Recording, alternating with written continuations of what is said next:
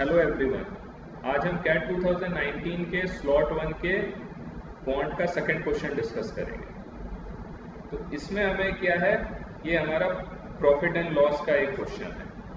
इसमें एक सिंपल सा एक क्वेश्चन गिवन है कि द इनकम ऑफ अमला is 20% more than that of Bimala and 20% less than that of a कमला।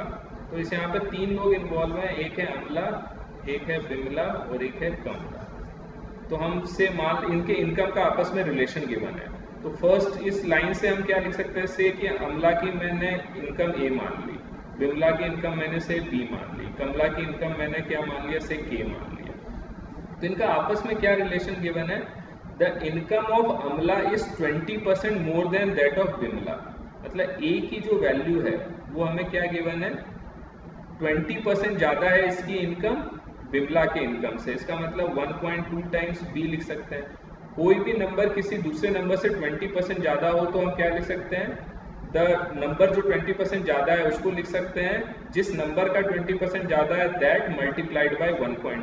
अगर 30% ज़्यादा हो तो हम क्या लिख सकते हैं, मल्टीप्लाइड बाय 1.3। 25% ज़्यादा हो तो मल्टीप्लाइड बाय 1.25। 15% ज़्यादा हो तो मल्टीप्लाइड बाय 1.15। ऐसे हम लिख सकते हैं। तो हमारे पास एक रिलेशन आ गया इक्वल टू 1.2 इंटू बी।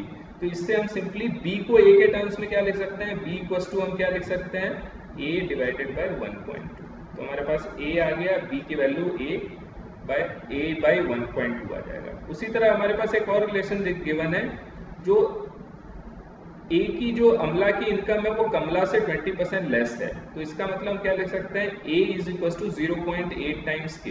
कभी भी अगर कोई नंबर किसी से कम होता है, तो जैसे एक्सीड में मैंने बताया था 1.2 से मल्टीप्लाई कर दिया, तो 20% कम है तो हमेशा हम 0.8 से मल्टीप्लाई कर दिया। 30% कम है तो 0.7 से मल्टीप्लाई कर दिया। 15% कम है तो 0.85 से मल्टीप्लाई कर दिया। ऐसे करके हम वैल्यू कैलकुलेट कर सकते हैं परसेंटेज के केस में। तो हमारे पास यहाँ के भी ए के टर्म्स में क्या आ गया, K equal to A divided by 0.8। तो के की वैल्यू आ गई ए डिवाइडेड बाय 0.8। तो हमारे पास हमने अमला की इनकम को ए माना और बिमला और कमला की इनकम को भी मैंने ए के टर्म्स में एक्सप्रेस कर दिया। तो हमारे पास तीनों के जो इनकम आ गया उसको हम क्या लिख सकते हैं, ए डिवाइडेड बाय 1.2 और ए डिवाइडेड बाय 0.8। हम ये फर्स्ट लाइन से डायरेक्ट भी लिख सकते थे, अमला की इनकम बिमला से 20% ज़्यादा है तो बिमला की इनकम क्या होगी, ए डिवाइडेड बाय 1.2।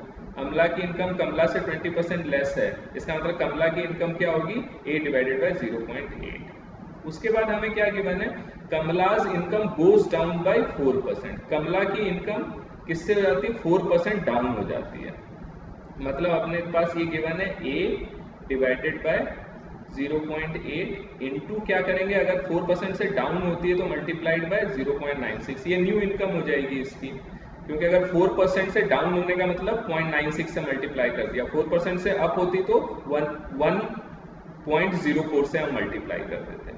इसी तरह इसमें हमें गिवन है बिमला की इनकम क्या है कि 10% से अप हो जाती है। इसका मतलब ऑफकोर्स हम इसको किससे मल्टीप्लाई कर सकते हैं, 1.2 मल्टीप्लाइड बाय 1.1। जिसको अगर हम सिंप्लीफाई भी करें तो ऐसा आ जाएगा ये 11a बाय 12। तो जो बिमला की जो न्यू इनकम हो गई वो हो गई 11a बाय 12। और इसको भी अगर आप सिंप्लीफाई करोगे ये क्या हो जाएगा, 96a बाय 80। 8 से करोगे 12 टाइम्स हो जाएगा, 10 टाइम्स हो गया, 2 से करोगे 6/5। तो इसको हम क्या लिख सकते हैं, 6a बाई 5। और जो कमला की न्यू इनकम हो गई उसको हम क्या लिख सकते हैं, 6a बाई 5। और हमारे पास ये पता है बिमला की न्यू इनकम क्या है, 11a बाई 12। यहाँ तक हो गया हमारा क्वेश्चन। अब हमें फाइनल क्या पूछ रहा है, then the percentage by which Kamla's income would exceed Bimla's is nearest to. ये जो कमला की इनकम है ये बिमला की इनकम से कितना परसेंट ज़्यादा है, सिंपल ये हमें अब इसकी वैल्यू कैलकुलेट करनी है। तो ये आपको पता है, परसेंटेज की नॉलेज से आप इजीली निकाल सकते हो। कमला की इनकम बिमला की इनकम से ज़्यादा कितना है, 6a by 5 minus 11a by 12। ये एब्सोल्यूट टर्म में इतनी ज़्यादा है। परसेंटेज में क्या पूछ रहा है, किससे पूछ रहा है, किसके कंपैरिजन में, बिमला से कितने ज़्यादा है। तो डिवाइडेड बाई 11a बाई 12 हो जाएगा, इनटू क्या हो जाएगा, 100 हो जाएगा। इसको अगर आप सिंप्लीफाई करोगे तो हमारे पास आ जाएगा, इसमें 60 एलसीएम हो जाएगा, 72a माइनस 5 हो गया 55a divided by 11a bye 12 into 100। तो न्यूमरेटर में आ जाएगा 17a बाय 60।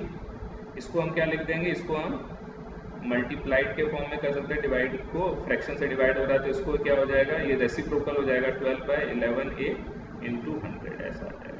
a से a कैंसिल हो गया, ये 5 हो गया, इससे अगर हमने कैंसिल किया 20 टाइम्स हो गया तो 17 × 2 340/11% हमारा आंसर है। ये तो देखो 340 11 से तो डिवाइड होगा नहीं, इसलिए हमें क्वेश्चन में क्या गिवन है, नियरेस्ट टू। अगर आप देखोगे 11 को 30 से मल्टीप्लाई करोगे तो क्या हो जाएगा, 11 × 30 330 हो जाएगा, और 11 × 31 क्या हो जाएगा 341। तो ये 340 क्या है, और ये 11 × 31 हमें पता है 341 होता है, तो ये इसको अप्रोक्सीमेट ये किसके बराबर होगा, 31% के बराबर होगा। तो आंसर हमारा क्या हो जाएगा, 31 हो जाएगा। इसलिए क्वेश्चन में ये वर्ड नियरेस्ट गिवन था, बिकॉज 11 अगर एग्जैक्ट 31 होता तो हमारा न्यूमरेटर में 341 होना चाहिए था, लेकिन नियरेस्ट के केस में हम इसको 31 बोल सकते हैं। तो ऐसे हम परसेंटेजेस के क्वेश्चन या प्रॉफिट एंड लॉस के क्वेश्चन हम इजी वे में सॉल्व कर सकते हैं। यहाँ जो कॉन्सेप्ट इन्वॉल्व था ये बहुत ही सिंपल सा है कि कभी भी कोई चीज 20% से इंक्रीज होती है तो हम उसको जो ओरिजिनल नंबर होता है उसको अगर हम 1.2 से मल्टीप्लाई करते हैं तो हमारे पास फाइनल वैल्यू हो जाती है। कोई 35% से इंक्रीज हुआ तो मल्टीप्लाइड बाय 1.35 कर देंगे। उसी तरह अगर कोई 20% से डिक्रीज हो रही है वैल्यू तो ओरिजिनल नंबर को 0.8 से मल्टीप्लाई कर देंगे। कोई वैल्यू 10% से डिक्रीज हो रही है तो ओरिजिनल वैल्यू को 0.9 से मल्टीप्लाई कर देंगे। और इसी तरह फिर हमने फाइनल क्या कर दिया, परसेंटेज की वैल्यू कैलकुलेट कर ली। मैं नेक्स्ट वीडियो में मैं इस क्वांट सेक्शन का नेक्स्ट क्वेश्चन कंसिडर करूँगा। Thank you for watching.